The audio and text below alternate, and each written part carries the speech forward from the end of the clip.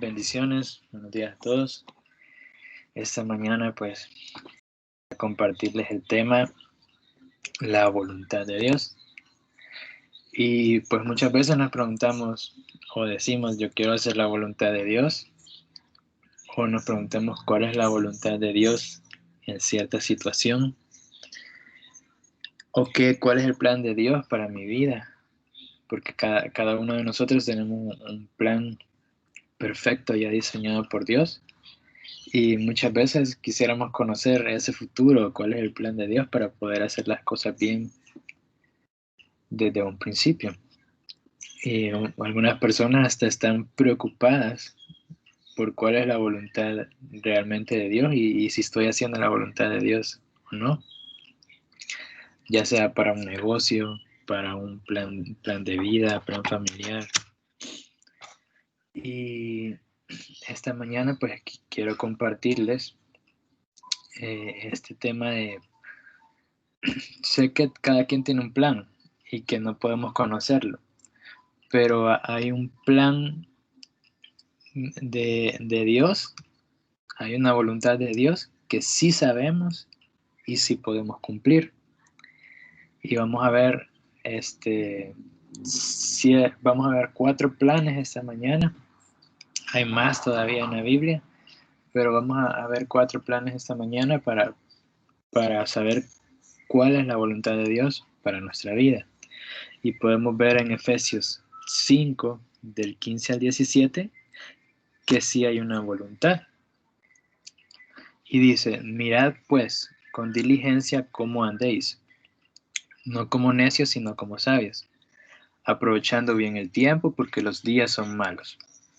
Por tanto, no seáis insensatos, sino entendidos de cuál sea la voluntad del Señor. Entonces, en este pasaje podemos ver de que sí hay una voluntad de Dios y que Dios nos la revela a través de la palabra. Muchas veces la voluntad de Dios va por un lado y nuestra voluntad va por otro lado, como podemos ver en la imagen. Entonces, estos 4 puntos o estas 4 enseñanzas de la voluntad de Dios se dividen en número 1, que es sentarse a sus pies y escuchar su palabra. Esa es como la primera voluntad que vamos a ver esta mañana. Y en Marcos 3, del 33 al 34, podemos ver ese pasaje.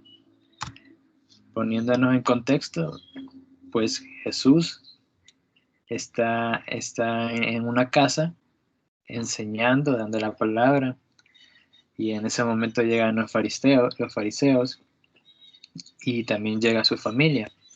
Su familia está preocupada porque de tanto que Jesús anda enseñando, anda predicando, ni les da tiempo ni a él ni a los discípulos de comer. Entonces su familia piensa de que de tanto trabajo que ni le da tiempo de comer, se está desviando, se está cansando, se está volviendo loco. Y los fariseos le agregan de que a Jesús tiene un demonio o que es Satanás que está dentro de él y que por eso puede echar fuera demonios. Y ahí pues Jesús les contesta y les empieza a decir cómo Satanás puede echar fuera a Satanás y los invita a entrar a la casa y les empieza a enseñar, no solo a los que estaban ahí, sino que también a los fariseos. Y a todos los invita a la casa a que escucharan la palabra y a estar sentados en el piso escuchando, ¿verdad? Y pues en ese momento que llega la familia, está tan llena la casa de que está la mamá y los hermanos afuera de la casa preguntando por Jesús. Entonces ahí empieza el pasaje 33 y le dicen a Jesús de que su mamá y sus hermanos están afuera. Y Jesús les responde en Marcos 3:33, ¿quién es mi madre y quiénes son mis hermanos?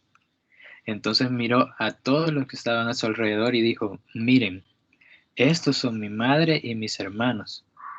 Todo el que hace la voluntad de Dios es mi hermano, mi hermana y mi madre. Entonces, como punto número uno, que vimos que todo el que hace la voluntad de Dios es mi hermano, mi hermana y mi madre. Y en el versículo anterior les dice, ¿quiénes son mis hermanos? Pues son todos los que estaban a su alrededor.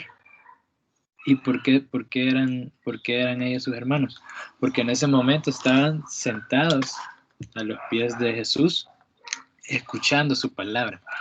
Entonces, como primer punto, podemos ver que la voluntad de Dios es de que nosotros dediquemos día tras día un momento en nuestra vida a escuchar a Dios, a sus pies, a escuchar su palabra. ¿Y cómo podemos hacerlo? Pues a través de la Biblia. Tenemos que dedicar día con día un momento para leer la Biblia, un momento para orar. Yo sé que muchas veces es bien difícil de que agarremos esta rutina.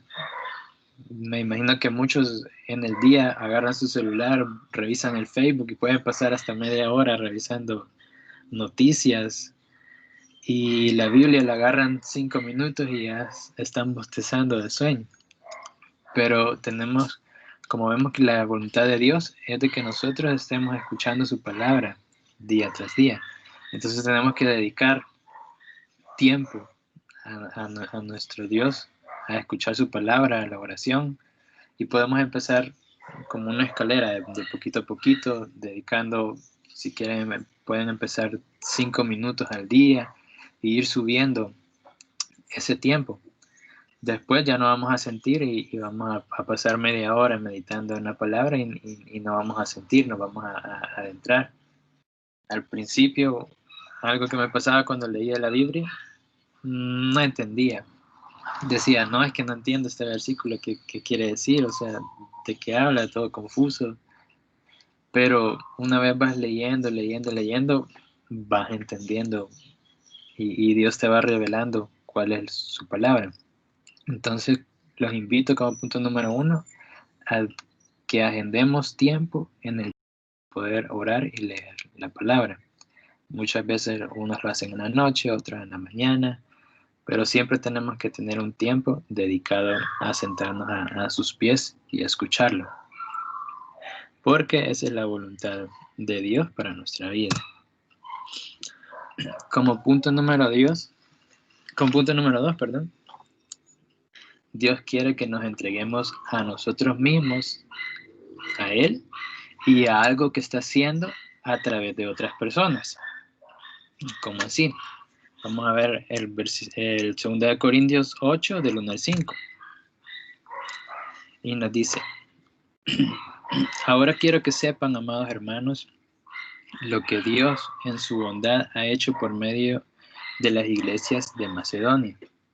Estas iglesias están siendo probadas con muchas aflicciones y además son muy pobres, pero a la vez rebosan de abundante alegría, la cual se desbordó en gran generosidad. Pues puedo dar fe que dieron no solo lo que podían, sino aún mucho más. Lo hicieron por voluntad propia y nos suplicaron una y otra vez tener privilegios de participar en la ofrenda para los creyentes de Jerusalén. Incluso hicieron más de lo que esperábamos, porque su primer paso fue entregarse ellos mismos al Señor y a nosotros, tal como Dios quería.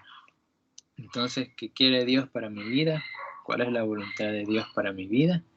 Como punto número 2 es, primero, que nos entreguemos a nosotros mismos. O sea, que digamos, Señor, aquí está mi vida, aquí está mi corazón, voy a hacer tu voluntad y voy a tratar de seguir los pasos que tú quieres que siga. Y como 2, se entregaron a nosotros, dice. Es decir, quiere que también entreguemos algo de nuestro tiempo o como podamos ayudar a su obra a través de otras personas. ¿Cómo podemos ayudar? Pues muchas veces hay, por lo menos cuando pasó lo de cuando hubo las lluvias, pues el Señor ocupó iglesias, ocupó personas para que recolectaran víveres, recolectaran ropa, Y de esa manera nosotros también podemos ayudar, ayudando a los demás. Por eso que nos dice primeramente que se entreguen a Dios y segundo, que nos entreguemos a una obra que Él está haciendo a través de otras personas. Y de esa manera podemos ayudar. Por ejemplo, hay radios cristianas que muchas veces hay personas que dicen, no, pero es que yo no puedo ayudar, yo no puedo predicar, yo no puedo hablarle a alguien más de Cristo, yo no sé qué hacer. Bueno, pues hay radios que viven mucho de las donaciones, operan a través de donaciones. Tal vez podamos donar, no importa la cantidad. Muchas personas solo donan $1 mensual, $2 mensual, pero como dijeron por ahí, de dólar en dólar o de gota en gota, se llena el vaso, ¿verdad? Entonces, aparte de que nos entreguemos a Dios, también tenemos que buscar una obra o algo, una acción para ayudar a predicar su palabra. Como punto número 3, y que muchas veces no nos gusta, es que el Señor nos manda a obedecer a nuestros superiores. Vamos a ver en Efesios 6, del 5 al 8. Dice, esclavos, obedezcan a sus amos terrenales con profundo respeto y temor. Sírvanles con sinceridad, tal como si servirían a Cristo.